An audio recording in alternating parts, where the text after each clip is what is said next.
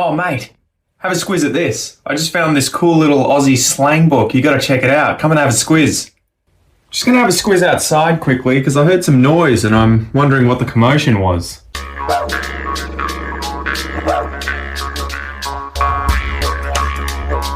G'day you mob and welcome to Aussie English. I am your host Pete and my objective here is to teach you guys the English spoken down under. So whether you want to sound like a fair dinkum Aussie or you just want to understand what the flippin' hell we're on about when we're having a yarn, you've come to the right place. So sit back, grab a cuppa and enjoy Aussie English. Let's go.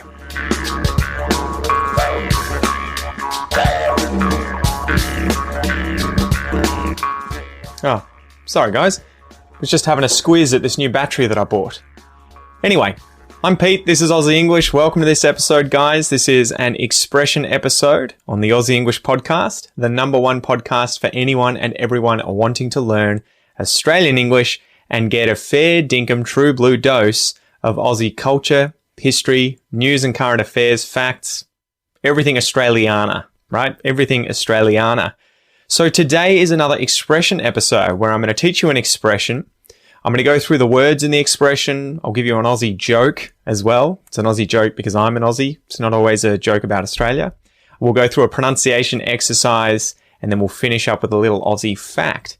Now, before we dive in, guys, this is going to be the first expression episode where the video is not on YouTube. It's not free. It is for members only. Okay, so I'm going to try something new this year where these videos that I create with the images, the text, everything like that, the videos that come up on the screen to really help you learn, they require a lot of effort to make. And my team are working their butt off. They're working like crazy in order to make that happen. But as a result, they will only be for premium podcast members and Academy members. So if you would like to get access to the premium podcast or the Academy membership, just go to aussieenglish.com.au and you can sign up. Okay. All right. With all that aside, let's get into today's Aussie joke. All right. It's a cracker. It's a ripper.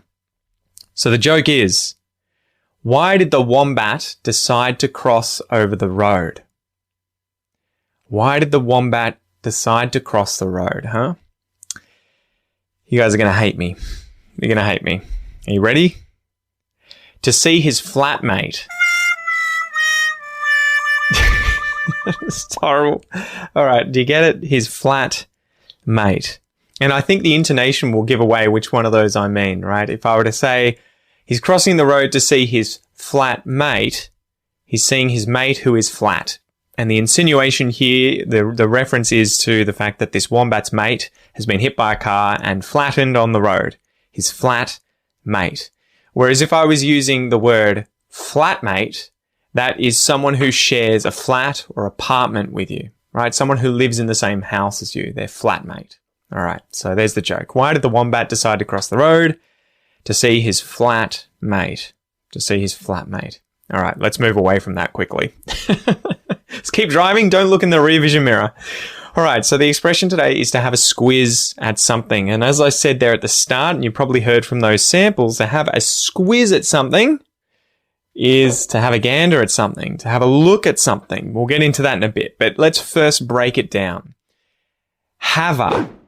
So this can be used in quite a few different expressions. You know, you can have a squiz at something, you can have a look at something, have a try at something, have a go, have a look, have a break, have a pause. The have a construction there in English is usually used when inviting someone to do something, right? So have a break. You're telling that person you should go away and rest for a bit. Have a look at this. You should look at this. Have a, and then we use the infinitive verb, go, look, break, squiz, whatever it is. A squiz. Now this is Aussie slang for a look, a glance. So if you have a squiz at something, you are looking at that thing, right? You're examining it. You're having a glance at it. To have a squiz at something. So the origin of this. Now I was really interested. I was like, where the hell does the word squiz come from? Like, it's a pretty weird word to think about it in English. There's not many other words that sound like squiz. Oh, well, I guess you could probably argue squeeze. Maybe I should actually think more about that before I say it. But squiz, it's a bit of a weird word. I don't know. I feel like it is. So apparently when I was looking up the origins, it may have actually come from the word squint, which is to do that thing with your eyes where you kind of close them a little bit to reduce the light that's going into your eyes, right? You close your eyelids a little bit. So if I went outside right now and it was a really bright day, I might squint because I was shocked by the light. So apparently these words may be related to one another, and that's where we get the word squiz. Let's go through some examples, okay? So example number 1 of how to use the expression to have a squiz at something. Imagine that you're a mechanic and you have someone one day come into your shop with their car. They've got some clunking sound going on under the bonnet and they want you to take a look at it. So you open up the bonnet, you have a look inside the engine bay and you see something crazy. You tell your mates, "Man, mate, James, Pete, get your ass over here. Check this out. Have a squiz at this. Have a gander at what's under the hood, under the bonnet of this car." And when they come over, they see why you're losing your mind, why you are going crazy, going nuts, because there ends up being a python caught in the engine and it's going around and around making this clunking noise, right? Get a load of this. Have a look at this. Have a squiz at this. Example number 2. Imagine that you are an avid card collector and you collect Pokemon cards and you love going to card stores to see what's on offer.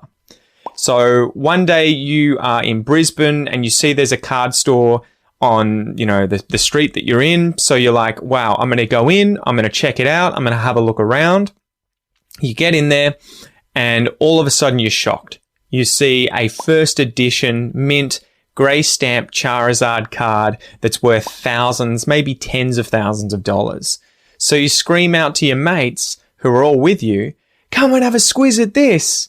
Check out what I found. Come have a gander at this. Have a squiz at this Pokemon card. It's just truly epic. Have a squiz." Example number 3. Imagine you're a policeman and you've just arrested someone who's been charged with, say, robbery. And you get access to their phone to look for any incriminating evidence. So whilst you're going through the person's photos, this alleged thief, you notice a few weird pictures that this guy has of himself. And it turns out that he has a very strange hobby of dressing up as farm animals with his friends and pretending to live on a farm together and then taking photos of one another. So you may tell your fellow coppers, your fellow police officers, guys, you're going to want to take a squiz at this. You're going to want to have a squiz at this. Come over here, have a gander at this. There is some weird stuff on this guy's phone. And they'll never believe what you want to show them. They'll come over here and be like, "Oh my God, I can't believe that you saw this. I can't believe I'm having a squiz at this. Incredible." Anyway, that was a bit of a random example. So there you go. That is the expression to have a squiz at something. It just means to have a look at something, to have a gander at something, to examine something, to check something out. It's an invitation. Come and have a look at this. Have a squiz at this. So as usual, let's have a listen to those clips again and see if you can understand how the phrase have a squiz at something is being used. "Oh, mate, have a squiz at this. I just found this cool little Aussie slang book. You got to check it out. Come and have a squiz." Just going to have a squiz outside quickly because I heard some noise and I'm wondering what the commotion was. Now it's time to go through the little listen and repeat exercise. So this is your chance to practice your pronunciation. Listen and repeat after me. Let's just get into it. 2. To have. To have a. To have a squiz. To have a squiz. To have a squiz. To have a squiz. To have a squiz. I'm gonna have a squiz at that. You're gonna have a squiz at that. He's gonna have a squiz at that. She's going to have a squiz at that. We're going to have a squiz at that. They're going to have a squiz at that. It's going to have a squiz at that. Great work, guys. Now, there's some really interesting stuff going on there with, you may have noticed how I'm contracting quite a lot of the words there. I'm going to, I actually said I'm gonna. You'll hear you're gonna, he's gonna, she's gonna. And then you'll hear the connectedness of have a, squiz at that, where we've got have a and then squiz at, and the at reduces that T. The T disappears, it gets muted, and goes straight into the TH sound at the start of that. At that. At that. So if you want to learn more about what's going on there with connected speech, with the pronunciation of the different consonants and vowels, and a bunch of other more advanced stuff for Australian pronunciation, make sure to check out my Australian pronunciation course. Just go to aussieenglish.com.au/APC and you can join up to that. And don't forget to, if you want the transcripts for this episode, join the Premium Podcast or Academy memberships. So before we finish up, I thought we could talk a little bit about wedge-tailed eagles. Now, how did I connect this with this episode and the word squiz, or the expression to have a squiz? So, as we know, eagles have incredibly good vision. Probably, I don't know if it's like 100 times better than humans. I'll have to go and double check that. But wedge-tailed eagles are a really, really awesome Australian predator, a bird of prey. So I thought we could talk about them. And I'll give you some facts about wedgies. That's the Aussie slang term for wedge-tailed eagles. Wedgies. And as a side note there, a wedgie is also something that kids give one another in the playground at school. Usually a bully pulls the underpants or shorts of the other kid up from behind and wedges the underwear in the kid's bottom, right? That's also a wedgie in Australian English. I may have experienced a few of those when I was a young kid. Anyway, all right. So, wedge-tailed eagles, wedgies. These are Australia's largest eagle, and they're found throughout the continent from the top end, Northern Territory, WA and Queensland, all the way down throughout the rest of the states in Australia and into Tasmania. Fact 2, they build huge, massive nests. And I remember understanding this or learning this when I used to go to my grandparents' farm, and there was a really big old tree, probably the biggest, oldest tree on the property, on their farm, and it was dead. I remember there were no leaves. It was just this huge grey dead tree.